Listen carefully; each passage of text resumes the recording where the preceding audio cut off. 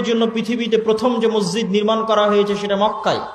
আবু যর গিফারী রাদিয়াল্লাহু তাআলা আনহু থেকে বর্ণিত, তিনি বলেন, আমি আল্লাহর নবীকে জিজ্ঞেস করলাম, আল্লাহর নবী, পৃথিবীতে কোন মসজিদ সর্বপ্রথম তৈরি হয়েছে? আল্লাহর নবী বললেন, আল মসজিদুল হারাম, মক্কার কাবা সর্বপ্রথম তৈরি হয়েছে আল্লাহর ইবাদতের জন্য।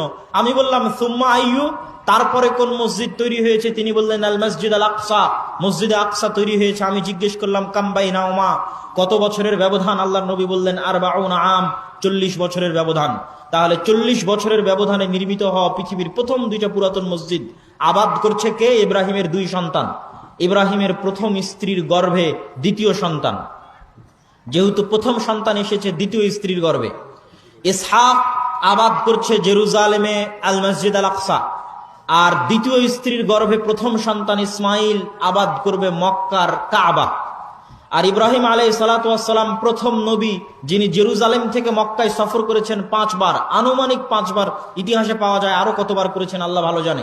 1500 কিলোমিটারের পথ পায়ে হেঁটে গেছেন। একবার স্ত্রী পুত্রকে রাখতে গেছেন, একবার কুরবানি করতে গেছেন, একবার গিয়ে ছেলেকে পাননি, স্ত্রীকে তালাক দিতে বলে এসেছেন, আর একবার গিয়ে ছেলেকে পাননি, স্ত্রীকে রাখতে বলে এসেছেন, আর একবার গিয়ে ছেলেকে সাথে করে নিয়ে কাবা তৈরি করেছেন।